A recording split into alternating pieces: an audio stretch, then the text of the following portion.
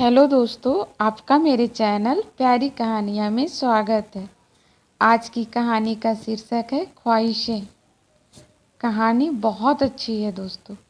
आप जब सुनोगे तो आप खुद ये बात बोलोगे और कहानी अच्छी लगेगी तो प्लीज़ मेरे चैनल को सब्सक्राइब करिएगा। आज किशोर जी और उनकी पत्नी की शादी की 50वीं सालगिरह थी। शादी के 50 साल हो चुके थे तो बहुत ही धूमधाम से उनकी शादी की सालगिरह मनाई जा रही थी। किशोर जी के 3 बेटे थे, तीनों की शादी हो चुकी थी। सब लोग अपने लाइफ में सेटल थे। किशोर जी का बेटा, बहू, पोते पोतियों से भरा पूरा परिवार था। जिंदगी की रेलगाड़ी बहुत ही खुशी खुशी कट रही थी। सब बहुत अच्छा चल रहा था।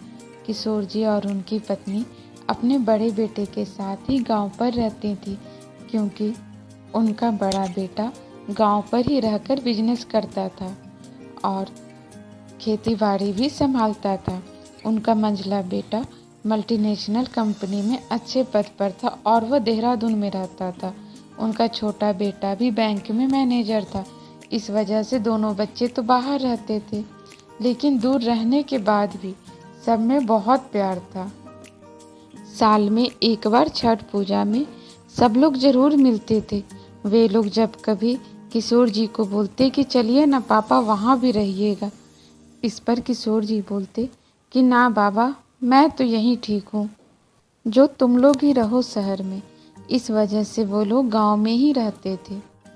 लेकिन अभी शादी की सालगिरह की वजह से सब लोग आए हुए थे और कुछ रिश्तेदार भी सब आए हुए थे।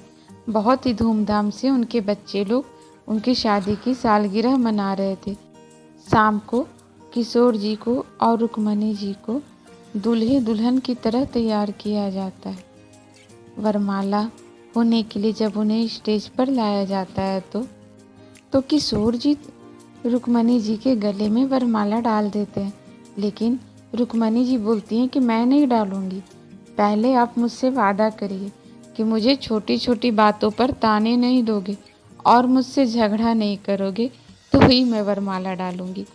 इस पर किशोर जी बोलते हैं, अरे भाग्यवान, कुछ और मांग लो ना, ये तो मेरा हक है और वो तो मुझसे मत छीनो, क्योंकि मैं जब तुम्हें बोलता हूँ ना तो तुम्हारा चेहरा देखने लायक होता है।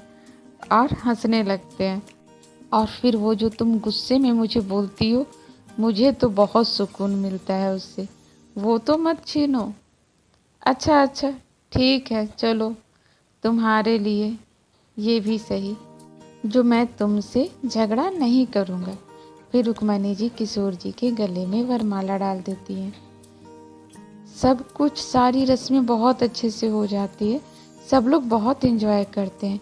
दूसरे दिन सब थक कर सुबह सोए रहते हैं, लेकिन किशोर जी और रुक्मणी जी की शुरू से आदत थी सुबह 5 बजे उठने की।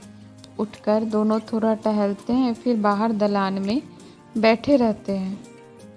तभी किशोर जी की पत्नी बोलती है कि आज मैं बहुत खुश हूँ जी, हमने अपने बच्चों के लिए जो भी त्याग किया वह सब सफल हो गया है। हमारे बच्चे सब बहुत खुश हैं। जितने अच्छे से उन्होंने हमारी शादी की सालगिरह मनाई है, हम लोगों ने तो कभी मनाई भी नहीं थी। और सबसे अच्छी बात तो यह है कि हम लोग के बच्चों के बीच में इतना प्यार है। इस पर किशोर जी बोलते हैं कि तुम बिल्कुल सही कह रही हो रुक्मणी, लेकिन यह सब तुम्हारे त्याग का नतीजा है। तुमने कभी किसी चीज़ की जिद नहीं की। आज भी मुझे याद है कि जब कभी गर्मी की छुट्टियां आती थी और मुझे मेरे ऑफिस से छुट्टी मिलती थी, उस समय तुम अगर कहती थी कि चलिए कहीं बाहर चलते हैं, तो मैं कहता था कि अभी नहीं, अभी काम करने का समय है।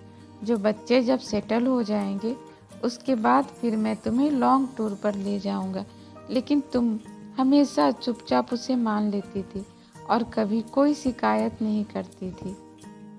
लेकिन देखो, अब तो बच्चे सब सेटल हो चुके हैं अपने लाइफ में, सब बहुत खुश भी हैं। लेकिन अब हम लोग की उम्र इतनी हो गई है कि अब इस उम्र में कहाँ जाएंगे। और इसका मलाल मुझे हमेशा रहेगा कि मैं तुम्हारी ख्वाहिशों को पूरा नहीं कर पाया, वो अधूरी ही रह गई, क्योंकि शुरू से ही तुम्हें घूमने फिरने का बहुत शौक था और बच्चों के बारे में सोचते सोचते उम्र कब निकल गया पता ही नहीं चला। इस पर किशोर जी की पत्नी बोलती हैं कि अब इच्छाएं भी नहीं रही जी, उम्र के साथ बहुत सारी चीज़ें बदल जाती है। अब तो बस आप मेरे साथ रहें, बच्चे लोग सब अच्छे से रहें, बस इतनी सी ही ख्वाहिश है और इसी में मेरी खुशी है। और अब इस ज़िंदगी से मुझे कुछ नहीं चाहिए। वे लोग जब बातें करते रहते हैं तभी उनकी बड़ी बहू उनके लिए चाय लेकर आती है और वह ये सारी बातें सुन लेती है और वह जाकर ये सारी बातें अपने पति को बताती है। तो उसका पति बोलता है, जानती हो राधा, माँ पापा हम लोग के लिए कितना कुछ किए, पता है मुझे आज भी याद है पापा के पैरों में हमेशा हवाई चप्पल, और वह भी तब तक चेंज नहीं वह करते थे जब तक कि वह टूटती नहीं थी। लेकिन हम लोग के यूनिफॉर्म में या फिर किसी भी चीज़ में कोई कमी नहीं। हम भाइयों ने आज तक कभी भी अपने मम्मी पापा के मुंह से ना शब्द किसी भी चीज़ के लिए कभी नहीं सुना। अगर हमारी ज़रूरतें सही हैं और उस समय पापा के पास पैसा नहीं है तो वह यह नहीं बोलेंगे कि पैसा नहीं है, वह बोलेंगे कि अच्छा बेटा मैं देखता हूँ।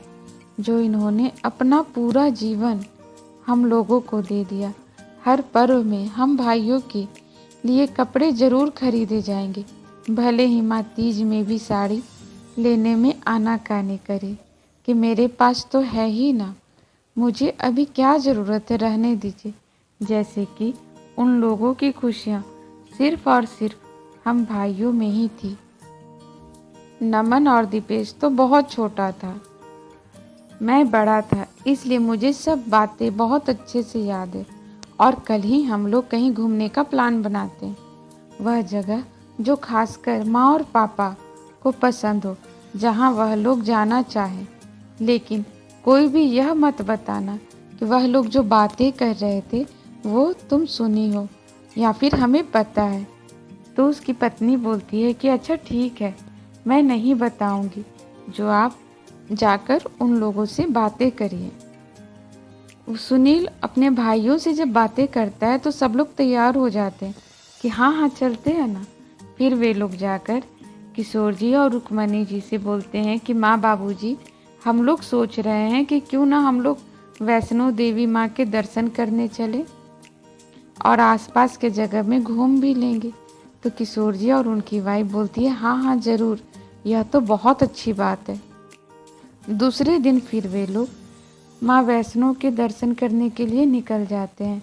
वहाँ पहुँचकर माँ वैष्णो देवी के दर्शन करने के बाद आसपास के सभी जगह घूमते हैं, फिर दूसरे जगह घूमने चले जाते हैं। तो किशोर जी की पत्नी बोलती हैं कि लग रहा है कि पूरा भारत ही घुमाने का विचार है क्या। इस पर उनके बच्चे बोलते हैं कि नहीं माँ, लेकिन हाँ वह सब जगह ज़रूर घुमाना है जहाँ पर आप कभी जाना चाहती थी।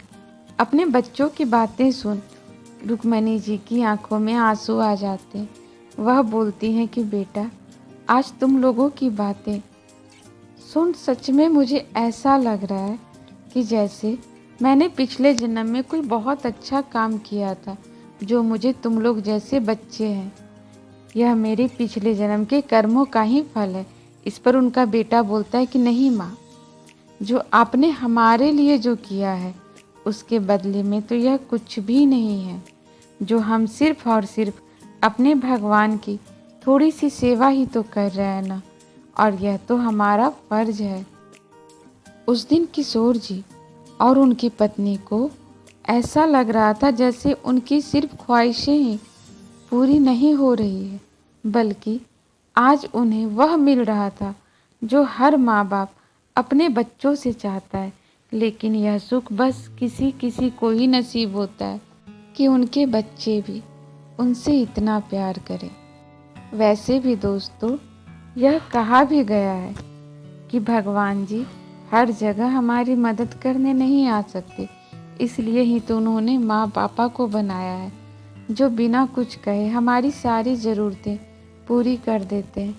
इसलिए हमें गलती से भी उनका दिल कभी नहीं तोड़ना चाहिए। हम उनके इतना नहीं कर सकते हैं, पर जितना संभव हो उतना तो कर ही सकते हैं ना। आप करके देखिएगा ज़रूर। उनके चेहरे पर जो खुशी आती है, उससे जो दुआएं आपको मिलेगी, वो चारों धाम की यात्रा का फल से कहीं ज़्यादा है। दोस्तों, मेरी कहानियाँ अगर आपको अच्छी लगती हो तो प्लीज़ मेरे चैनल को सब्सक्राइब ज़रूर करिएगा। Thank you.